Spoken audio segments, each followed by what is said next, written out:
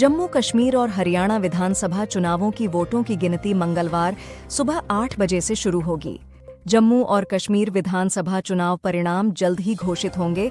Exit poll में national conference सबसे बड़ी पार्टी के रूप में उभर रही है। भारत के पहले ऊर्जा संक्रमण स्टार्टअप एक्सेलरेटर की शुरुआत हुई, जो ट्रांजिशन वीसी द्वारा लॉन्च किया गया है। जम्मू कश्मीर में वोटों की गिनती से पहले बीजेपी चीफ रविंदर रैना ने कहा कि पार्टी 30-35 सीटें जीतेगी। उपभोक्ता अधिकार निकाय ने बढ़ती शिकायतों के बीच ओला इलेक्ट्रिक को कारण बताओ नोटिस भेजा।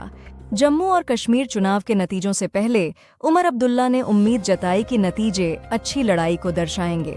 हरियाणा विधानसभा चुनाव परिणामों में कांग्रेस बीजेपी से थोड़ी आगे चल रही है। इंजीनियर राशिद ने कहा कि ताकत स्थायी नहीं होती और जम्मू कश्मीर कोई साधारण क्षेत्र नहीं है।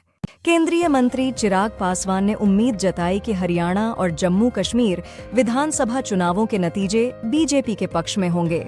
मंगलवार को शुरुआती कारोबार में रुपया 6 पैसे बढ़कर $3.94 प्रति डॉलर हुआ, लेकिन घरेलू बाजार की अस्थिरता और विदेशी निवेशकों की निकासी ने बढ़त को सीमित किया।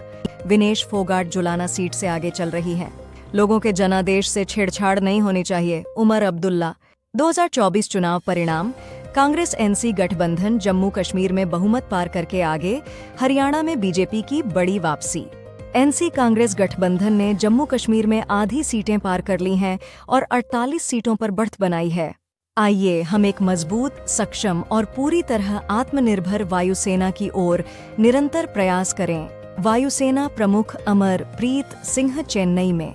जम्मू और कश्मीर के 2024 चुनाव परिणामों में 90 निर्वाचन क्षेत्रों के विजेताओं की पूरी सूची जारी हुई, जो आर्टिकल 370 हटने के बाद के पहले चुनाव हैं।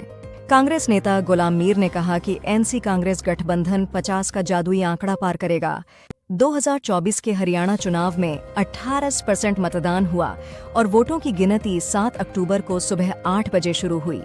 मालदीव के राष्ट्रपति मोहम्मद मुइज्जू और फर्स्ट लेडी साजिदा मोहम्मद ने भारत के राज्य दौरे के दौरान ताजमहल का दौरा किया।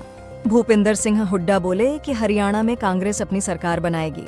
बीजेपी के रविंद्र रैना नौशेरा और कांग्रेस के ताराचंद छंब में पीछे, वहीं बनिहाल में कांग्रेस के विकार रसूलवाणी भी एनसी के सज्जाद सहेन से पीछे। इजराइल का दावा है कि उसने बेरूत हमले में एक और हिजबुल्लाह कमांडर को मार गिराया। केरल के मुख्यमंत्री ने राज्यपाल के समन का विरोध किया। डीजीपी और मुख्य सचिव सोने की तस्करी पर टिप्पणी समझाने के लिए उपस्थित नहीं होंगे। जम्मू कश्मीर चुनाव। पीडीपी की इल्तिजा मुफ्ती ने पार्टी के गढ़ बिजबेहरा से हार मानी। पूर्व क्रिकेट कप्तान मोहम्मद अजहरुद्दीन ईडी के सामने एचसीए मनी लॉन्ड्रिंग केस में पेश हुए।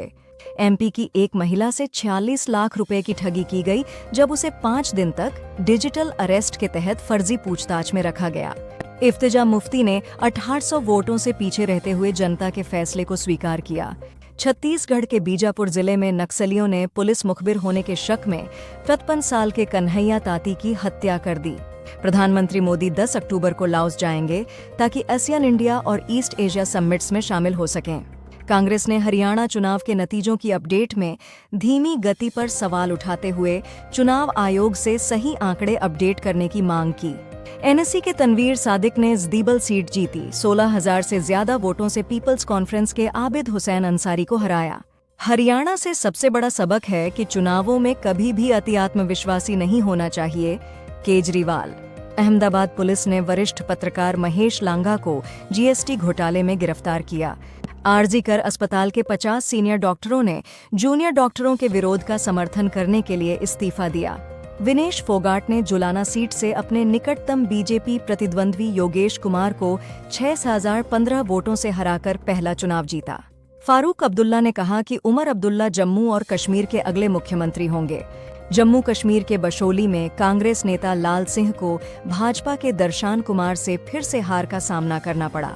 चुनाव आयोग ने कांग्रेस को बताया कि हरियाणा चुनाव परिणाम अपडेट में धीमापन का आरोप बेबुनियाद है। ओडिशा के उप मुख्यमंत्री ने बताया कि सुभद्रा योजना के तहत 1 करोड़ से अधिक महिलाएं पंजीकृत हो चुकी हैं। निर्णायक चुनावी फैसले के बाद केंद्र को जम्मू कश्मीर सरकार को बिना हस्तक्षेप के काम करने देना चाहिए, Mehbooba Mufti. Stockholm, John Hopfield और जॉफ्री हिंटन को मशीन लर्निंग के लिए खोजों के लिए भौतिकी में नोबेल पुरस्कार मिला। आरजी-कर अस्पताल के 50 सीनियर डॉक्टर्स ने अनशन पर बैठे मेडिक्स के समर्थन में इस्तीफा दिया। शिवसेना, यूबीटी प्रमुख उद्धव ठाकरे ने कहा कि महाराष्ट्र को बचाने के लिए वे कांग्रेस या एनसीपी, एसपी द्वारा घोषित किसी भी मुख्यमंत्री चेहरे का समर्थन करेंगे। WHO ने भारत को ट्रैकोमा को सार्वजनिक स्वास्थ्य समस्या के रूप में समाप्त करने के लिए सम्मानित किया। महमूदुल्लाह ने दिल्ली में भारत बांग्लादेश मैच से पहले T20I से संन्यास की घोषणा की।